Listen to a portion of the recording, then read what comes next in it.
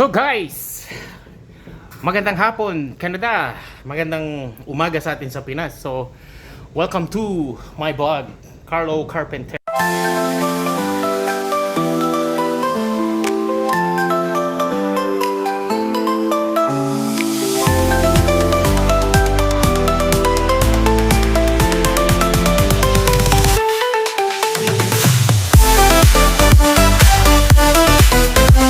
So you guys, kung bago ka lang dito sa channel ko, please don't forget to like and subscribe, and press the bell button para maano kayo sa mga bagong mga updates ng mga videos ko. And then papakita ko sa inyo guys, so this is part 2 ng puting namin ng drywall ni Mr. Randy Boy. So nagkakabit kami ngayon dito ng drywall. So inauna muna namin yung ceiling para medyo mas mabilis na konti. Naman. So ginagamitan namin ng lift para hindi kami masyadong mahirapan kaysa imano-mano mo siya na i-push. So yung lift ang mag-help para i-pwesto namin sa taas, then tsaka namin i-screw. So ayan si Randy, kung nakikita niyo doon. So minimeasure niya. Actually nilagyan namin niya ng mga studs doon sa taas para magsakto siya mismo. So meron kaming at least gap na 2 inches para hindi siya masyadong mahirap pag nagkabit kami. Okay? So turo namin guys kung paano magkabit ng drywall dito. Okay? So yan lang.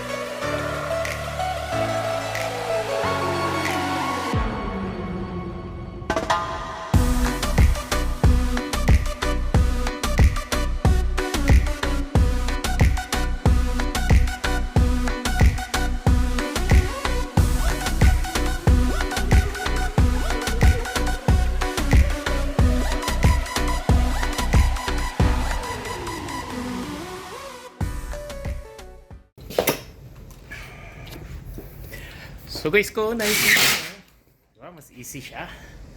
Oh, mas madali yung lift. Ano Randy? So mas madali siya. So yan, madali siya, di ba? So kailangan magkabit ka. Isa staggered talaga siya. So kailangan salitan sila. So yung mga dugtong dito, tsaka na lang yung maputol dyan, dalhin dun sa kabila. Okay.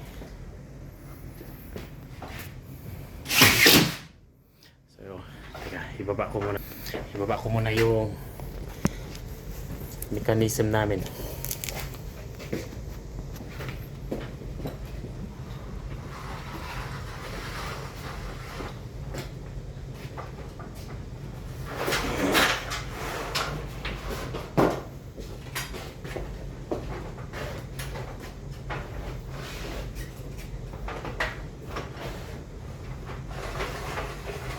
So, tanggalin mo natin ilaw.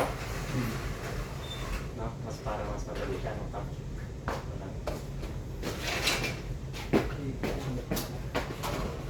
patayin natin. Hindi naman madali. So, dumilim bigla. Pinatanggal yung ilaw.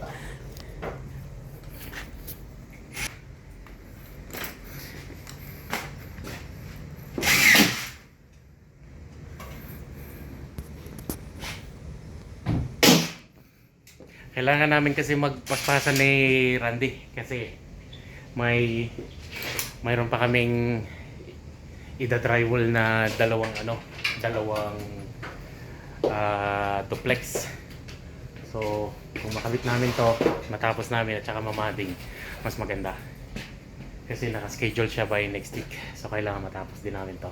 Matagal kasi ito naka excuse me, tawag nito, nakaantabay. Tanggalin mo na? Patayin mo na ilaw. Okay.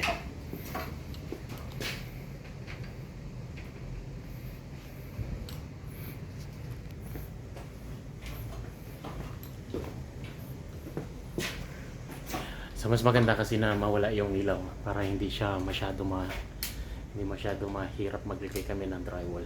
Tsaka mas mabilis siya i-poke. I-poke muna namin tapos tsaka namin siya ibutasan. Tapos mamaya ibalik na lang namin.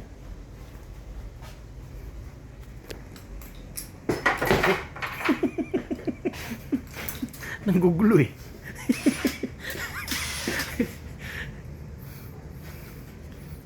So, guys, yung dito pala kahapon kasi na-inspect na namin to. So, electrical is all good. Na-inspect na siya. At ipifinish namin maglagay ng mga drywall. So, yeah. Medyo madami-daming ito drywall namin. Kailangan namin tawag itong masaratuhan. So, ito, in-extend namin to ng konti kasi nga medyo kailangan maganda yung tawag nito. Masyado siyang madikit siya nung ano. Kaya ito, in-extend namin ni Randy. So, yeah, sakto na yan siya dyan. Yeah, so, drywall muna kami. At mamaya ipakita namin sa iyo pag natapos na. Okay?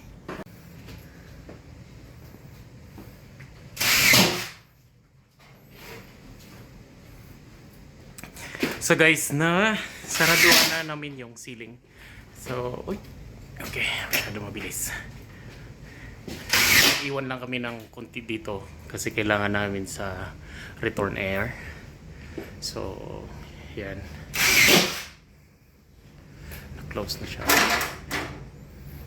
So, dito mag-start na kami dito sa wall. Tapos, yeah. And then, pababa na yun. Hanggang masaraduhan na namin. Okay? So, guys, update tayo. Ito na yung na drywall namin. So, halos nakubira na namin ni Randy. Pahinga din kasi pagod din. So, yeah, konti na lang naiwan dito. So, bukas doon kami sa isang kwarto na naman. Yeah, so nasarado na siya.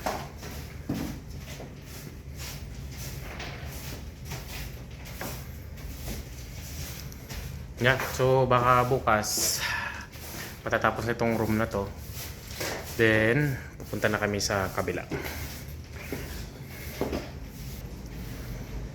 Yan. Konti na lang naiwan na drywall, so kailangan namin mag-order pa ng mga drywalls kasi halos mauubos. Let lang to bukas. Baka half day lang namin to matatapos na to. So kailangan mag-order pa kami ng another 50 pa. Okay? So, dito na lang muna. I-update ko kayo tomorrow sa another part 3 ng pagbibuild namin ng basement. Okay? So guys, if you are new in my channel, so don't forget to like, subscribe, and hit the bell button so para ma-update ko kayo sa mga upcoming mga videos ko. Okay? Thank you so much. Babu. God bless.